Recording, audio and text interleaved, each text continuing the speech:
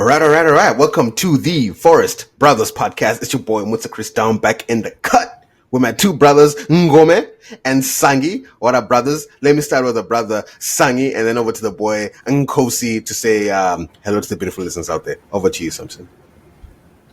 Welcome to the Forest Brothers podcast, dear listener. And as always, proud to be here with my two brothers, Nkosi, Mutsa. Great to see you, gents. Let's get into it, gents. What's up, beautiful listeners? This is the First Brothers podcast. We're happy to be with you again this week, discussing interesting things today. So, yeah, I'll hand it to you, Mr. Mutsa. I appreciate it. All right, dear listener. So, as you may know, we didn't actually have any weekend football games. We did. There were FA Cup, but not Premier League. We saw some games last week. Nothing too much happened.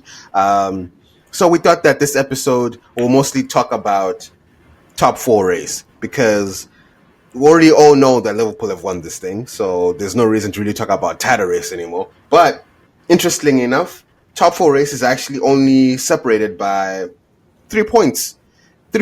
So it's actually very, very tight. That there's from position 4 until position 12. Well, actually, maybe not position 12, but like from 4 to 9, the point difference is not that great. So we kind of just wanted to talk about who do we see most likely being able to retain the top 4 positions. So I'll actually hand it over to Mangoro to lead the conversation in this top 4 race. So over to you, Mangoro. Oh, yeah, Mutsa. When I look at the top 4 race, I think this has never happened. This is probably the most bizarre season ever, where we have, as you mentioned there, just clarify a few things. Nottingham Forest sitting in third on 48 points, and Aston Villa at number 10 on 42 points. And when you look at it, there are a lot of teams there. There are a lot of teams that can make it into top 4, and it's about seeing like what else could happen this season, and just thinking about what team has the momentum to actually make it into the top 4. Like when you look at it, like we're in a weird situation where Bournemouth or Brighton could actually be in the top 4 because they're not out of it. They're like 5 points away from the top 4. Fulham, Aston Villa, they may seem like they're 9th and 10th right now, but there's a possibility of them being in the top 4. But there's a point in time where we have to be realistic and be like, okay, these teams, they also know that they can't make it into top 4. So it's a very interesting one. Nottingham Forest, they're occupying places where they've never been. Like in terms of like being third at this point of the season, think about this. There's only 11 games left right now, and when you look at teams like Nottingham Forest sitting in fourth and third right now, they're clinging on, like they want to be in the top 4 because they understand the value of being in the top 4. When I look at the top 4, I do think that like when you think about the games that are left for like most of these teams, I think Man City, as much as they've been horrible this season, I think they will find a way to make it into the top 4. I probably predict them to finish third in terms of like when I look at the fixtures they have coming, like they have left the 11 fixtures that they have, and they're already out of like the Champions League, so they'll definitely be focusing on this. And also like for them, being in the Champions League is like financially beneficial. I'm not entirely sure where we sit currently with 5th place in the Premier League being a potential Champions League spot or not. That's still based on UEFA coefficients going to be seen. But and then like Chelsea, I don't know where Chelsea could be. Like I could see Chelsea is just such an up and down team. We could finish third comfortably, or we could finish 5th or 4th, like or 6th even, because we're just all over the place, like with injuries and everything. So it's a very interesting Premier League this season. That's just my take. If I were to put up my neck on the line and say what team would finish in the top 4 right now with Arsenal and Liverpool, I'd probably put City, and then maybe put Newcastle, and then maybe put Chelsea 5th. That would be what I see currently from this top 4. What are you seeing, Samson, there? Yeah, I mean, I think the next match, Nottingham Forest, Man City play. I mean, they play each other next game week, so it's going to be an important game.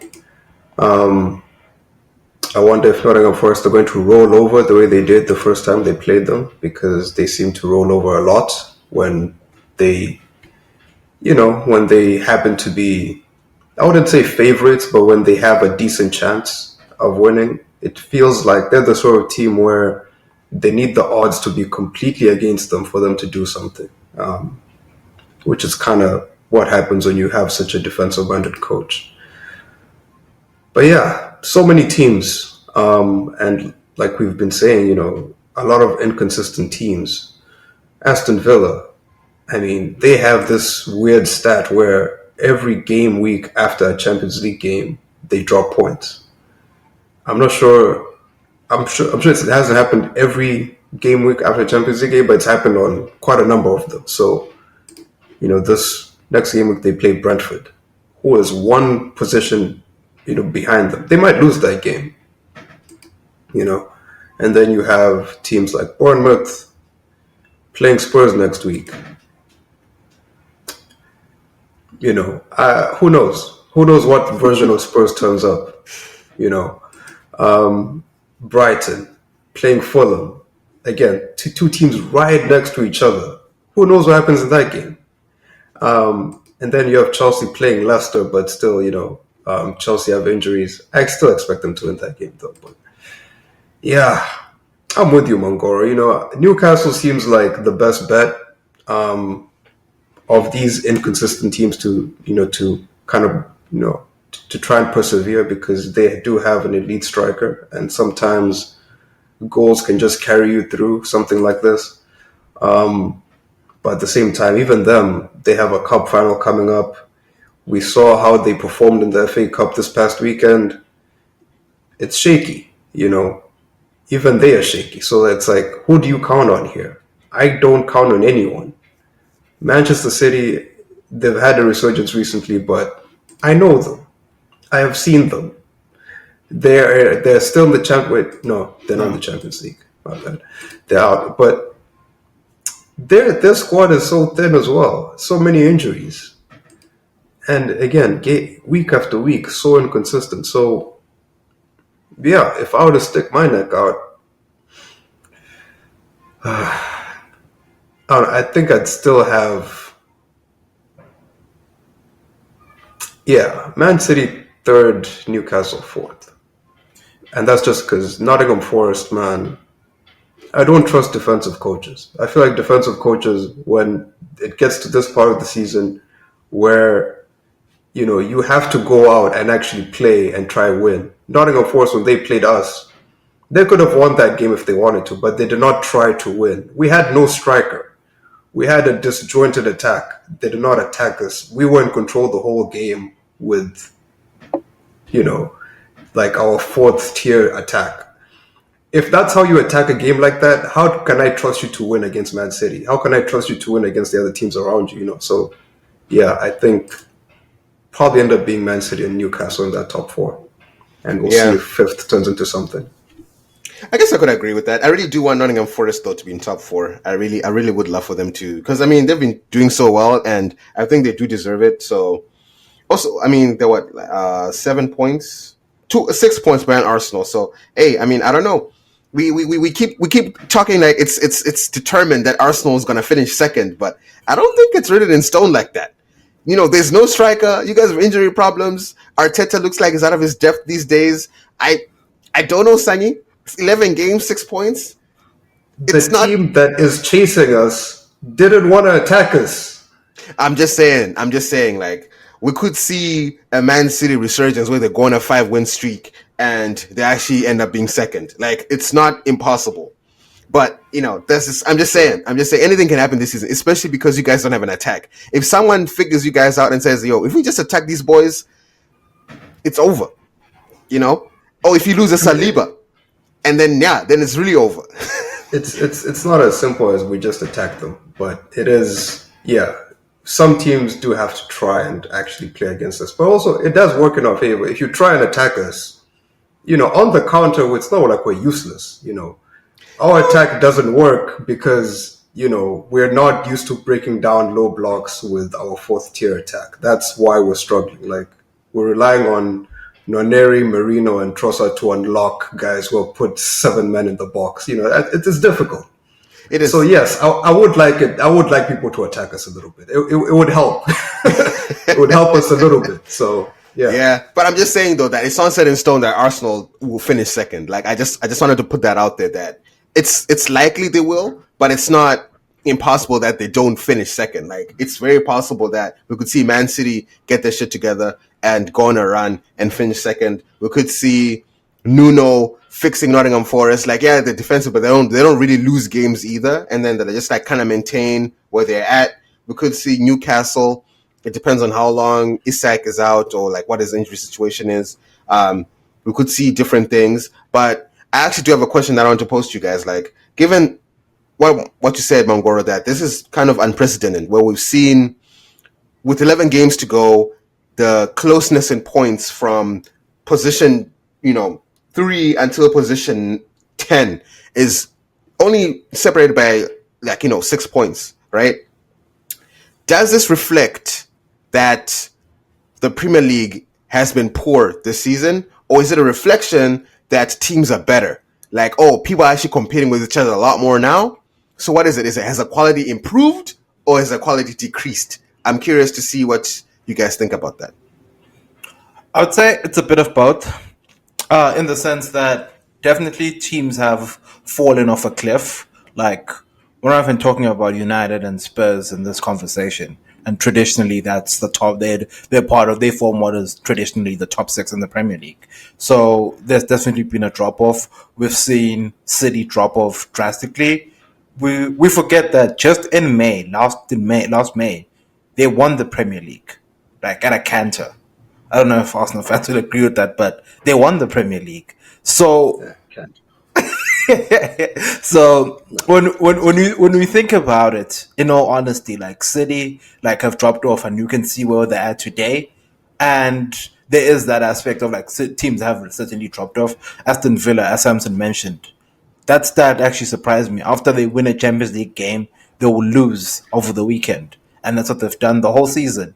So you can imagine, but also when you look at the teams in and around like these top four teams, like there is the element of them improving as well. In terms of like teams like Nottingham Forest, and also one thing we have to take in mind, we have to keep in mind the spending power of these, I'd say mediocre, not mediocre, but like these traditional smaller teams is actually increased where they're now competing at the big tables with the big teams. Nottingham Forest spent over 50 million on someone like Morgan Gibbs White, something that would be unheard of previously. Buying someone from Wolves for that amount of money, and we've seen them spend over upwards of 200-300 million on 20 something players. That's Nottingham Forest. You look at Newcastle, how much they spend for Isak. Is the record signing at like 65, 70 million? Gordon, over 50 million. Bruno G, over 50 million. Botman was a lot of like, I think like 40 million. And this is traditionally stuff that teams like Newcastle haven't done. Bournemouth, like they've spent like 30 something million on like a few players. I think Evan Nielsen, and I don't know how much the guy in the midfield cost, but like the guy at the center back, Huijsen, like Huijsen came from Juventus. Think about that. Huijsen went from Juventus, a Champions League team, a team with European pedigree, Italian pedigree, to go play for something called Bournemouth that has less than 10,000 people in their stadium. Think about that. So I think there is that aspect. Brighton were the biggest spenders over the summer, close to 200 million in net spend, in like the number of players they brought in and the prices they paid. They've moved not I don't know if they've moved away from their model of signing these 3-4 million players, but now they're competing and signing players for 30, 35 million, 20 something million, something they haven't done traditionally. You look at Fulham, they've definitely brought in players. Aston Villa, they've brought in great players. Real Madrid players, PSG players. Like when you look at the likes of Asensio, he came from Real Madrid or PSG at the time. But you look at Rashford, you look at how much they spent on players, over 50 million spent on particular players.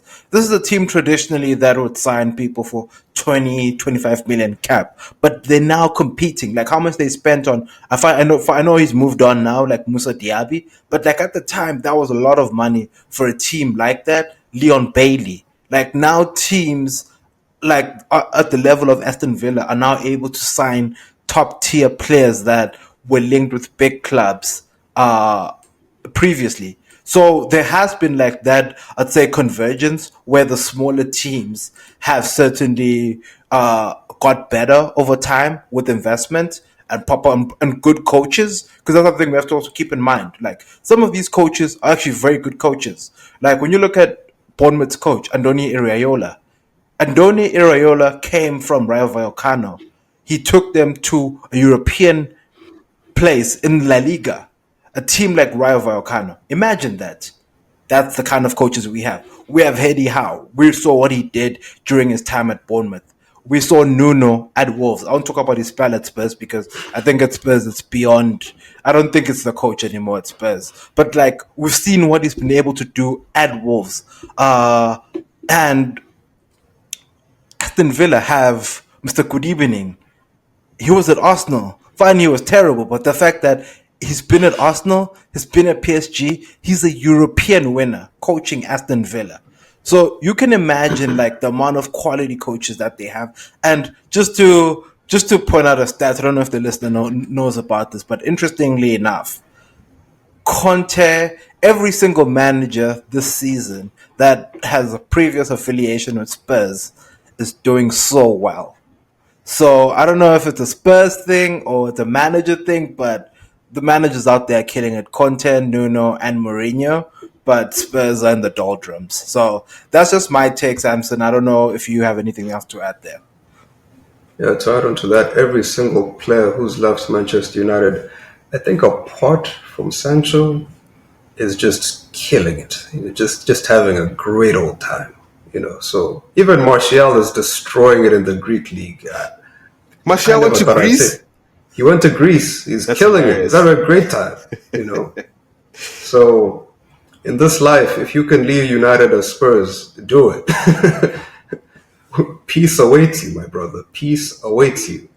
But yeah, like Mangoro, I'm gonna just reiterate what he says. A lot of spending power in the Premier League, and yeah, you're seeing teams that are not even thinking about the top four to start the season. Like Bournemouth, they could finish in the top four or the top five, but that's not what they're thinking. They're thinking, wow, we are doing amazing right now. If we finish seventh, my goodness, wow, that's amazing. But they're not even thinking of finishing that high. They have a top centre back talent on their books, Dean Huijsen, who, by the way, Juventus sold, and in January we're looking for a Dean Huijsen type of player in the market, which is ridiculous. But anyways, that's the level of talent they can recruit. So if that's just, an average team in the Premier League, if that's what they can do, it just shows that the quality in the league is really up there. And it's not just Huijsen, there's players like Semenyo at Bournemouth who could fit like a glove, really, at any top team in the league. You've seen the way that guy strikes a ball, left foot, right foot. He's quality. And you still have players like Mitoma at Brighton, insane quality. Newcastle have Gordon, and Fulham have Iwobi, ESR, former Arsenal players, Aston Villa, Rashford, Asensio. There's a lot of star power in this league, so we shouldn't really be surprised that it's tight like that in the middle. But yeah, at the same time, the inconsistency is there. I don't know what you put that towards. Maybe the amount of games. Aston Villa probably feeling the pinch of being in the Champions League. We saw what happened to Newcastle when they made the Champions League. Their league form tanked as well. So maybe that was why they went so heavy in the January transfer window to try and help that. Who knows? But yeah, it's a tough league to play in. And yeah, what we're seeing right now is just the outcome of it. A lot of competitive teams, a lot of top quality players in different teams. you really have to be on your game every day, if you want to get something from this league. So yeah, although I will say 2019 did have a similar race for top four, because I remember towards the end, I believe it was Chelsea, Man United, Arsenal, all kind of trading fifth spot with each other in the last few weeks, or fifth and fourth spot with each other. And Spurs. I think Spurs were in the mix there. So this sort of thing has happened before, but yeah, I think the main difference is that traditional Big Six has been broken up, and you have a lot more teams with more quality players that could potentially make Europe for the first time in a really long time. So overall, I think it's pretty exciting for the league because it's going to be something different. No matter how things end up at the end of the season, you're going to see new teams in Europe that you hadn't seen before. So I think that's positive. Yeah, I think so too. And I also think maybe like it's the scouting of smaller teams has definitely improved. Like, the scouts at Brighton who went and go search for the Barebas, the Mitomas. I don't know where they got Joao Pedro. I don't know if Joao Pedro was scouted and then went took to Brighton. But anyway, it's just the scouting of these. It came from Watford. Okay, from Watford. Oh yeah, okay. So yeah, it's just the scouting. I think departments of some of these teams have been very intentional about bringing quality as compared to like the bigger teams, right? Where it's like United, who in their right mind thought that Anthony would be a good fit here? Who in their right mind thought that bringing Casemiro was the answer? It's just like maybe there it's the scouting quality for the bigger teams, the big six teams, has not necessarily been as good. That could be maybe another potential reason. But then, yeah, I guess it's a mixture of both. Because then I wonder, like, for a team like Liverpool to not make any transfers and still be at the top, right? In any other year, that will not be possible. Where you're relying on Salah to carry you guys forward, and like everyone else below you has just been so bad to the point where it's like you're just so lucky. Like, I don't know. I also think that the quality, the inconsistencies have played a huge part in why Liverpool is number one today, because it shouldn't be the situation where like your team is pretty much the same from last season. And last season, it's not like they were competing. It's not like they were at this level of competition for the Premier League. What position did Liverpool finish last season? They were third, right? Yeah, third. I mean, they did challenge for a good part of the season. They just fell away, towards the end. So yeah, but they couldn't keep up, right, with City and Arsenal. Like, but for now to be in this season where it's the same group of guys with the new coach who's also trying to figure out the Premier League, and now that team is the best team in England. It's like, I don't know. For me, I can't get on board with that. It can't be because you guys just suddenly improved to the point where you didn't need to make any transfers and you're good the way you are and you're competing, right? Because I'm actually curious, like, at this stage of the league, maybe, I don't know, this may be a bit difficult, but like they're at 67 points right now with 11 games to go. Is this the usual point? Like are these the usual points at this point in the league that the top team has? Actually, I haven't. I mean, maybe I'll check that later. Maybe we can talk about it next week. But it actually is. It actually is. Like, this is pretty much the standard. Because when you think about it, if you extrapolate 67 plus 11 games, you add 33 points. That's probably like the last 10, 11 games. That's like, what, 100 points? Which is now possibly like the norm in the Premier League. So in and around like 67 to 72 points in previous seasons, like usually the champions have been in and around this bar actually in the Premier League. Okay. That's good to know. That's good to know. Yeah. Okay. So maybe it's like second and third. I wonder if they usually at this point in the league as well, like where Arsenal have 54, like and then the third is Forest at 48. Is that the standard where the ones competing are that far off? The last two seasons, Arsenal were in the mid to high 80s at the end of the season. So by now we would have had more points than 50. Is it 54, I think? Yeah, 54. Yeah, we're underperforming by, I think, probably around 10 points or so. So,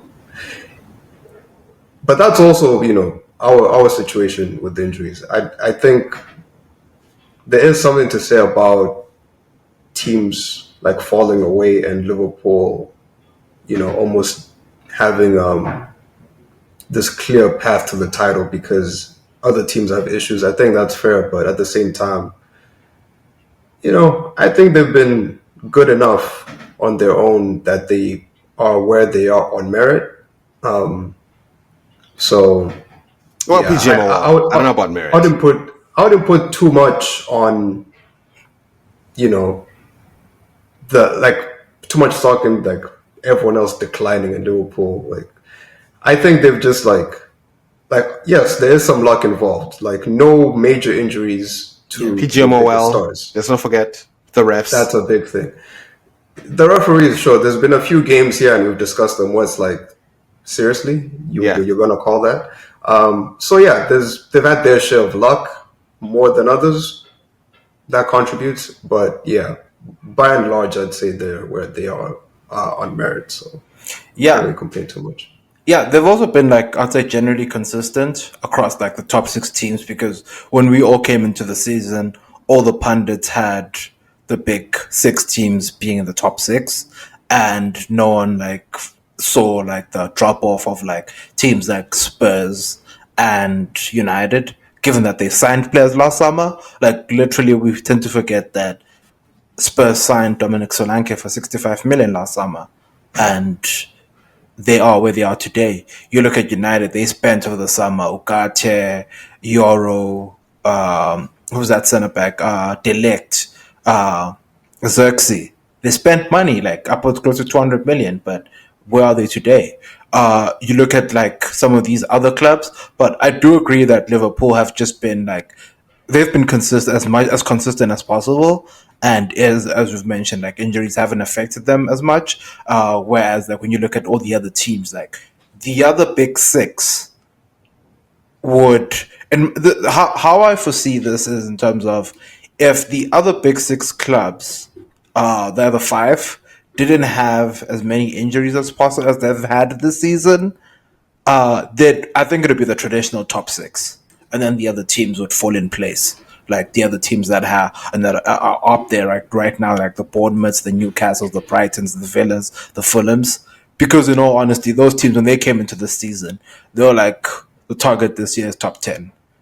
Now we're at a point where we can talk about a possibility of European football. That's unheard of for teams of at that level and those budgets and the kind of players that they have. So I do think that like injuries have played a huge role in this, and I kind of did see it coming a couple of years ago because like I was like the load that these players are going through right now is actually a lot. World Cup Premier season, Euros season, Euro tournament season. Like there isn't like a break for them because think about it, they literally, I'd say professional players nowadays literally are only getting 1 month of rest from the time they leave in May until like the end of June. That's like literally the only break they have because come July, they're back in preseason. Or if they're not in preseason, they have an international tournament that they're going to be participating in. So they pretty much even have a shorter break. And then when the season starts, they're already playing catch up. So of course, all these injuries are going to occur. And then like the state of football as it is has also like been down to injuries as we've mentioned. And Liverpool have been fortunate that they haven't had as many like injuries, one, and two, like their key players, because as we mentioned earlier, like Arsenal, like they've lost their entire front three and they've had to pull out some kids out of nowhere and both Trossard and both Sterling, like, and we've seen how that's panned out. So, and also like Chelsea, same thing, like injuries. Spurs literally were playing brothers that we didn't even know at the beginning of the season when they had all those injuries. They even had to go sign a guy called Kinski, who's actually quite terrible as well. So like it's been like so bad this season in terms of injuries, and that's affected the quality of the league. That's why we're now seeing teams like both the teams I mentioned up there with, I'd say, the big guns, and also like Man City is like old. Like I've mentioned this before, Man City is an old team. Like the players they have, like age is catching up with them basically. Yeah, I also wanted to say, you both brought up this point that some of these teams have never been in this position before. This was not their aim, right? When they started the season, like, oh, we're actually sixth, we're actually seventh, oh, we're actually third, like Nottingham Forest. So, and I know, Samson, you talked about this in some other episodes where you were saying that Nottingham Forest also don't even know how good they are. Like, they have a star striker up there. They have Hudson Odoi. They could actually push teams to the brink and win those games. They could actually, if they really believe that they can, they would. So I think another thing as well is that these other teams, like, they're just happy to be where they are, right? So I don't think there's that. I think this is what's feeding into it. Like, when they end up coming against a team like Liverpool, against like a team like Arsenal, or against some of these bigger teams, that's when they become inconsistent because they're like, hey, we're not even supposed to be able to win this game anyways. So that drive to say, yo, let's go after Arsenal. We're playing Arsenal, let's go after them, because if we win that game, we have a shot here to be top two. We have a shot here to do this. We have a shot here. So I think that lack of belief in themselves to be where they are today is also leading into the fact that they're not necessarily like pushing themselves because they've already reached their threshold. You know, a team like Bournemouth or like even a team like Nottingham Forest say, hey, I'm third with 11 games to go. Like, yo, every day is a celebration. You know what I mean? Like, every day is just or even just how Brighton and Bournemouth have been doing. Every day is a celebration for these guys. It's like, yo, they're just enjoying their football. Like, so I also wonder if that is something as well that's kind of like feeding into it as to why those inconsistencies happen. Where like Nottingham Forest can just be amazing one day, and then the next day they lose 5-1 to like another team, and then they're back at it again. And, you know, just that back and forth. Where it's because they are not like, hey, every game we play has to be a win because we are under pressure. Like you've already gone past your ceiling. So what more do you need to fight for? So I wonder if that's also like a reason why we are where we're at. Yeah, I mean, I'd say 100% because, I mean, the thing that the big teams have, it's the mentality when they approach every game. Like, big teams will say to themselves, this is our standard. Our standard is we win every game or we compete in every game or whatever their message is. And for example, Arsenal right now, we're very depleted. But when those players drop points, they are pissed. They are just upset. It could be, you know, a point earned, a point like hard fought, you know, and you feel like you did something, but they will feel cut up about it because their ambitions are different. Whereas, you know, other teams getting a draw, they'll celebrate it because they go into that match thinking, man, we're going to get spanked today. So just getting anything feels like it's amazing, even though like you could have gotten more. So yeah, and that's why I'm not a fan of defensive coaches. So Nuno, as well as he's doing, I'll never fully be on board until I see some variation because it's okay being a defensive coach. There's a lot of defensive coaches in the league. Emery, Eddie Howe, right? There's coaches who understand that every now and then I might have to play a back five if I want to get a result. But even with that defensive structure, you can come up with an attacking plan that exploits the opposition in some way. And some of these teams, you know, you look at the way they set up, and I'm particularly looking at Nottingham Forest, looking at the way they set up against Man City the first time they played them, and this most recent game against Arsenal. It's so defensive, it's so negative that even once you do have the ball, you don't even have the energy to attack. Your attacks are disjointed. And you're not even sending that many people up front. You're sending like 2 or 3.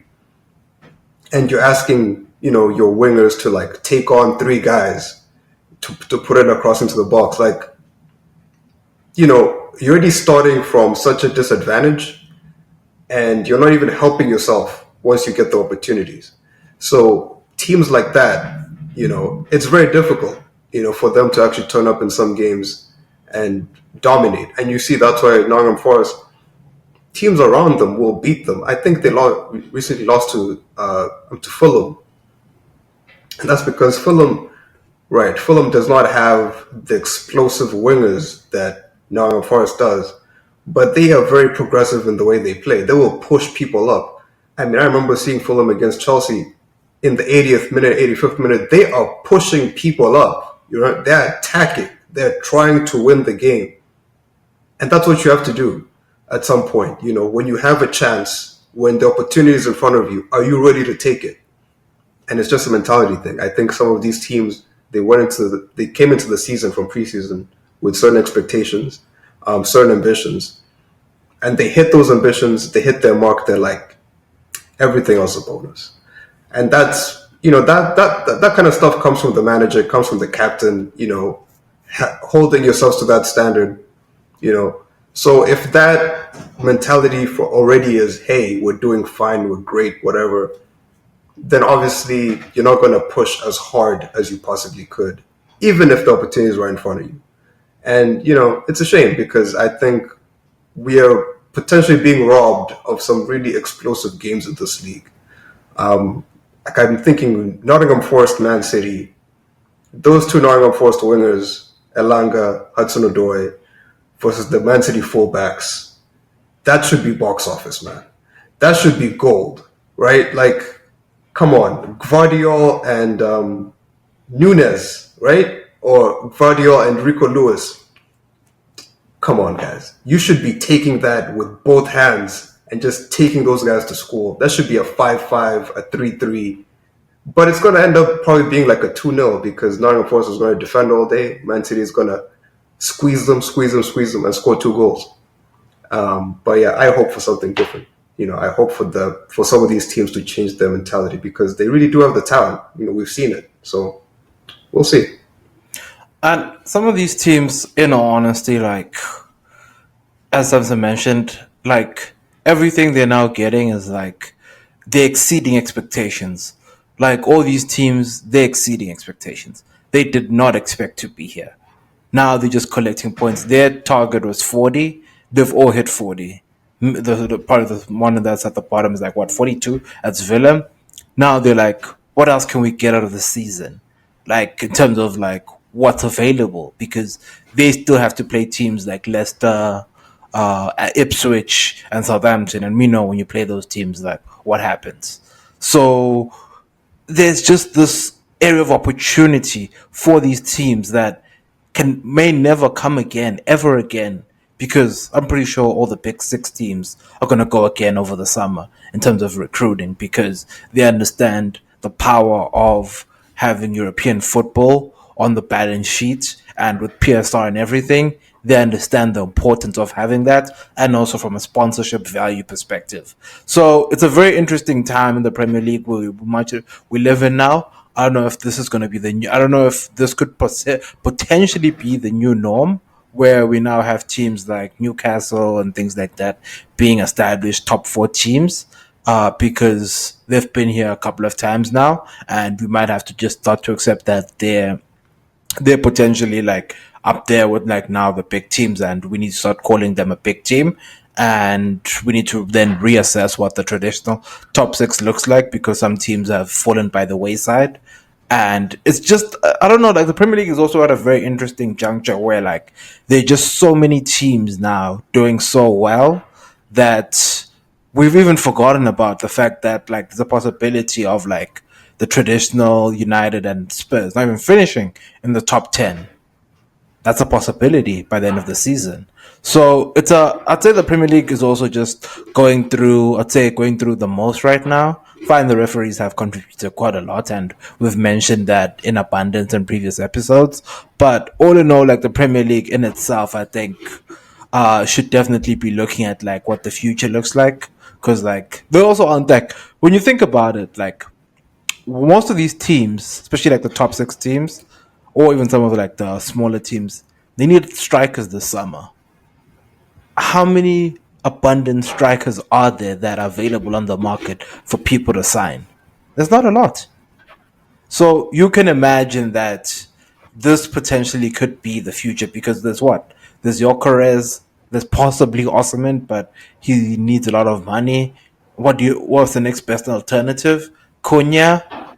Or you then have to like try and price someone like Isak from Newcastle?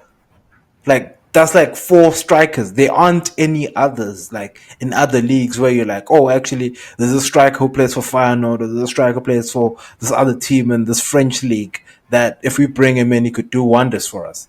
Like there isn't like the striker that you could potentially get. Like Samson, like let's have a quick question for you. Like in the summer, you know you need a centre forward because Havertz just ain't it as a centre forward. He's not going to win you the league. Like, who in the market can you identify and say, like, we can definitely get to actually push us to the next level and actually push for the Premier League? Unless we're spending 100 million on Isak. I mean, I don't think Isak is going to be the answer also because I mean that price that Newcastle are quoting 150 million. I mean, nah, nobody, nobody playing in the Premier League right now is worth that. Even Salah, even Mo Salah, he's not worth 150 million because he's 32. So I think also probably be looking at Benjamin Sesko at Red Bull Leipzig. He's probably the top priority. Osimhen probably a close second. Gyökeres, I'm not sure if Arsenal would be in for because I think Arsenal could have made a move last summer for Gyökeres, but for some reason they didn't. So I'm not sure if they'll revisit that.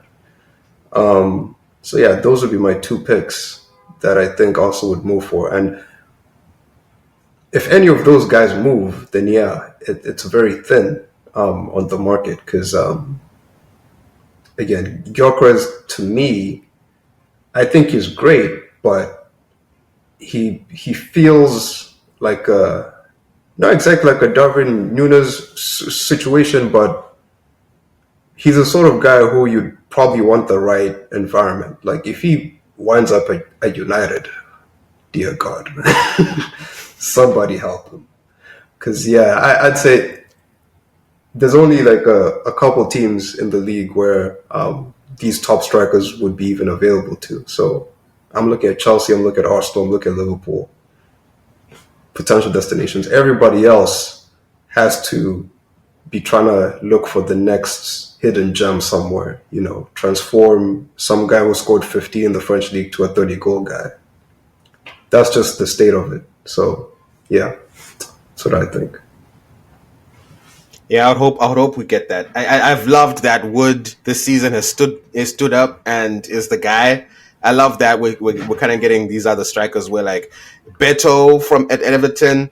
I'm happy to see even Cunha. I don't know, yeah, Cunha and all those guys. Like it's been nice to see other strikers like because we do have a shortage of strikers, and I do hope some of these smaller teams really go out there and find the next best Brazilian striker. Like some guy where he plays in the streets of Sao Paulo and like he's just a force, but people won't go there and check it out. Or even go to Africa. Like, oh, African strikers I feel like are the new thing. Like go to Cameroon.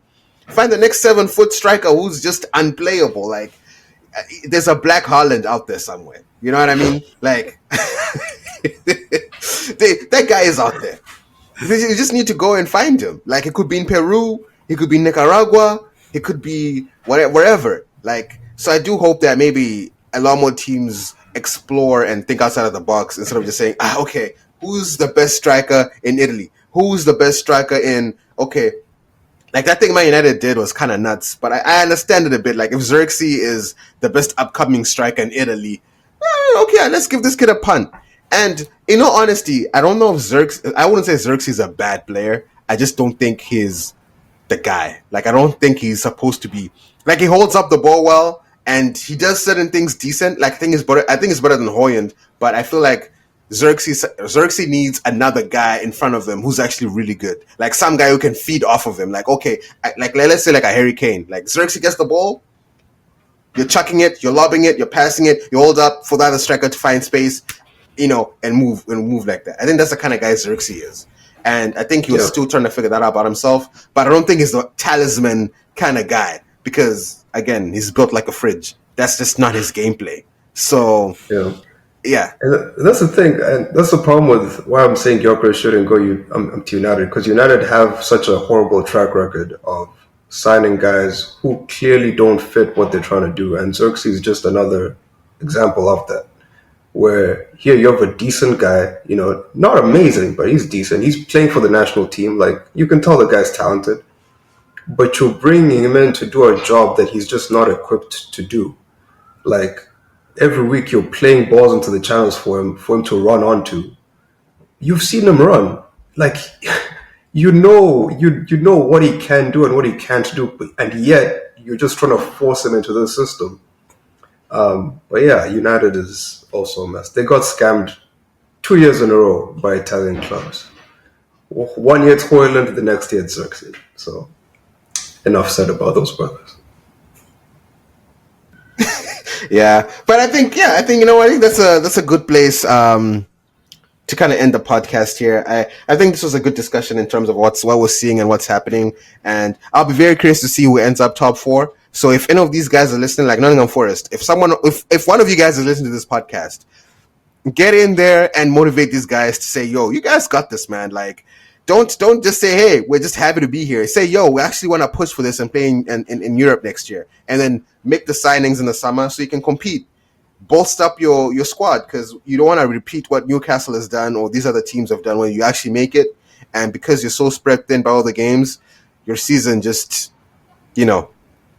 you at least have to be intentional about it and figure out how can we not fall into this thing. So I don't know. I would love to see what happens, and maybe next season more teams feel like, hey, we did 40 points last season, let's aim for 60 this season, and we have a bit more competition in that regard. And I think that will make the league a little better moving forward, and the traditional top six will cease to exist. It's just who can go out there and who wants it more. It's no longer, oh, we're Tottenham, so we deserve this. Oh, we're Man United, so we deserve this. Oh, we're Arsenal, so we deserve this. No. You actually have to be out there, and you have to be about your stuff. So hopefully that's the future that we're going to, and this is just like the introduction to it. It's unfortunate that Liverpool capitalized on it this juncture, but I don't think it'll happen again. And moving forward, hopefully other people wake up. So anyway, thank you very much, listener. Any last words from you two guys? And before we close, or we're good to close the pod? I'll try. Oh, go ahead, Sam. No, go ahead. Oh, I was just say shout out to John Philippe Mateta. I saw the injustice that Michael Oliver inflicted this past weekend. Disgusting. Michael Oliver, you are a damn rat, like I've been telling people. He is. I will never forget what you did to Miles Lewis-Skelly, and I'll definitely not forget what you did to Jean Philippe Mateta. Justice for Jean Philippe. Stay strong, my brother. We're with you. Still a center back to me. I'll never change regarding Jean-Philippe Mateta. But I would like to just say a quick shout out to, as we are the Forest Brothers podcast, a quick shout out to someone who used to ply his trade in the Premier League. Benny McCarthy has been announced as the new Kenya national team coach. I don't know if he'll be doing anything special there in Kenya, Samson. So you'll let us know. You'll update us here as the Forest Brothers podcast with our fellow brother taking over the helm there. Hopefully he doesn't employ Eric Ten Hag tactics there via Kenya. So shout out to Benny, man. Great coach. Yeah, shout out to him. Welcome with open arms. I will say in my lifetime, the Kenya national team has been underfunded and overlooked by the government. So, more power to you, Benny. Hopefully you can do a lot with a little, because probably gonna have to, brother. Probably gonna have to. So, but yeah, we welcome the brother. We'll see what. Yeah, no, good for him. I mean, the clout. He used to coach in United. Now he's a Kenya national leader. I mean, hey, listen.